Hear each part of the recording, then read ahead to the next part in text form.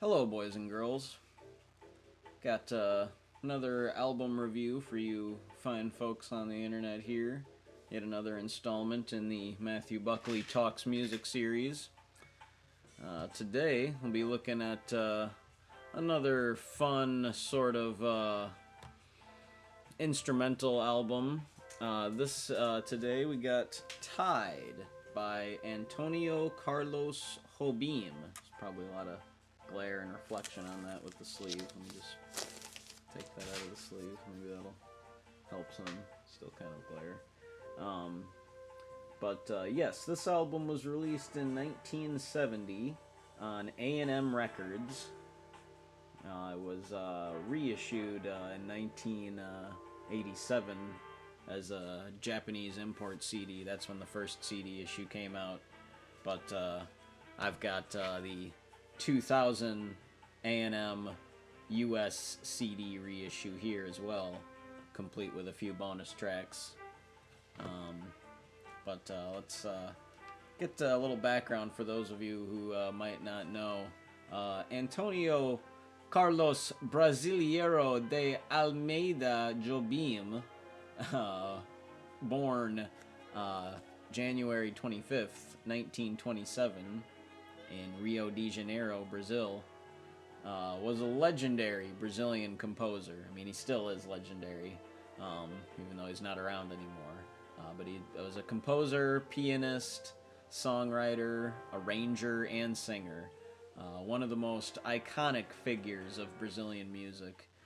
His influence not only on Brazilian culture, not only music, but also culture at large, and his internationalization of bossa nova and samba music easily cement him as one of the most important musical figures of the last century.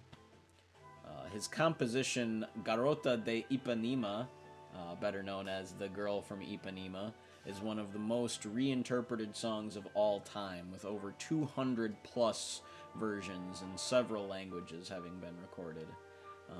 Perhaps surpassed only a number of cover versions by the Beatles' song Yesterday. But more background on Jobim. His parents separated in his early childhood, and his stepfather was apparently quite supportive of his early musical passions, even providing him with his first piano. His musical career began in the 1940s, playing in nightclubs, and in the early 1950s he began working as an arranger in Continental Studios, going on to write music for a play and the subsequent film adaptation. Brazilian guitarist and singer, I'm totally going to mispronounce this fellow's name, João Gilberto, recorded his song Desafinado, which became an international success, arguably igniting the bossa nova craze of the early 60s. Two collaborative albums with Stan Getz and Astrid Gilberto became the flagship albums of the bossa nova wave, the first of the two even being awarded 3 separate Grammy Awards. Jobim released work much more sporadically in the late 70s, 80s, and early 90s, but was releasing music every few years up until his death. After finishing his album Antônio Brasileiro, he was experiencing urinary problems and underwent surgery, and while in recovery, he suffered cardiac arrest twice and passed away in New York City, December 20th, 1994. His final album was released posthumously 3 days later, and he is currently buried in Rio de Janeiro. But onto this album here, Tide. Side 1 opens with Girl from Ipanema, again, arguably Jobim's most well-known composition and one of the most commonly recorded songs of all time. First written in 1962, the 1964 release by Stan Getz and João Gilberto won a Grammy Award for Record of the Year in 1965, and was one of 50 recordings chosen in 2004 by the Library of Congress to be added to the National Recording Registry. Though instrumental, this version loses none of the spirit of the more well-known renditions. Fun and spirited, yet carefree and relaxed. This is a beautiful track, honestly. I can't, my words won't do it justice. Just listen to the girl from Ipanema. Cariñoso is a much more soft and gentle piano excursion. Soft and sweet, very romantic. It sounds like a late night with a lover in the moonlight. The next track, Tema Jazz, picks up the tempo with the infamous bossa shuffle, on the drums. It's very, very fun and lively, if still somewhat subdued. Until, that is, a very lively flute solo, played by Hermeto Pascoal, throws all of that restraint out the window. And it flutters and flaps, the flute does, flutters and flaps all over the track like a wild bird. You can hear the rest of the band take it up a notch to try to keep up with Pascal's flute playing, and it sounds great. The flute is flying free, the drums bang away with passionate abandon, and the piano and orchestra just chug along best they can. It's great stuff, a real fun track. The next song, Sue Ann, slows things down again. Another soft, sweet, slow song. So much of this album, but particularly this track, invokes the imagery of a quiet moonlit night, or perhaps the slow sunrise in the wee small hours of the morning. It's truly sublime sounds. It oozes nostalgia through the brass section. Possibly my favorite track on the album. One of my favorite tunes for sure. The next song, Remember, picks up the tempo again, bouncing along at a playful pace. There's several fun percussion breaks throughout the song. And the orchestra plays with a kind of confident swagger that this can't help but be, a feel-good song. And side one. And side two begins with the title cut, Tide. And to me, this feels somewhat more grandiose, and in some parts even regal than the rest of the album. But overall, really, it feels like the soundtrack to a leisurely stroll through a park. Flutes are especially prominent throughout the track. It's another feel-good song for sure. The next track, Takatanga, assuming I'm remotely pronouncing that right with the right inflection, is a mid-tempo shuffle, still a very relaxed groove. It has a simple but memorable main theme or riff, however you want to refer to it. It's definitely another song that actually invokes, rather than quiet late night imagery, it invokes the imagery of a sunny day, perhaps on a leisurely stroll or even a car ride through easy streets. It's good stuff. Caribe, the next track, is another slow, somewhat sensuous song. Bass flute takes center stage in this lovely track, and it truly is evokes the imagery of a late night with the one you love. Smooth, sweet, soft, seductive. It's a real romantic song. Another highlight of mine on the album, to be sure.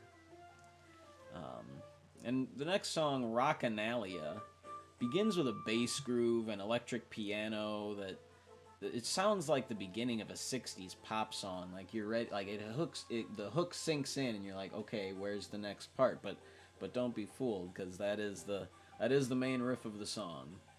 Lively piano excursions ensue. But again, the orchestra and the whole band really play with such a confidence that really lift the song up. And side two. So, final thoughts. This is a timeless collection of spirited instrumentals, and there's really only so much I I can say about them. So I highly encourage, if you're curious, to check this album out, because listening to it will do far more than my words ever could for giving you a picture of what it's like and putting you in that mind space. But I would say that this collection is somewhat comparable to those Exotica-styled albums that I recently reviewed, and that it's a perfect soundtrack for your, morning routine, or reading a book, or cleaning house, or whatever your downtime entails. It's essentially pleasant, unobtrusive, uncomplicated music. That being said, unlike those Exotica albums, these are new, original compositions with a creative mind giving direction and a team of talented players at the forefront and behind the scenes. Bass is provided by Ron Carter, who has played with everyone from Roberta Flack to Miles Davis, Chet Baker. The list for him really goes on. He's another legendary jazz player. And it's engineered by iconic recording engineer Rudy Van Gelder. The album, though it came much after the original bossa craze, the initial bossa nova craze of the early and mid 60s, after it had significantly waned, this perfectly encapsulates the spirit of that sound. So, this album, I don't hesitate to give this easily an 8, maybe a 9. I'm gonna have to say 8, just because Jobim does have even better albums than this. This is great, but the ceiling is not here. The ceiling is farther away. So I'll say 8 out of 10 for sure. And let me show again here. Actually, this copy that I have, maybe some of the more observant of you have noticed that this is a promotional copy, and is actually very, very clean as well. It's on a white promotion label. Very cool. And yeah, for being such an old record, is in great shape. Didn't have to do too much cleaning for it to get the surface noise out and whatnot. It's really a lovely album. It's got a full spread there.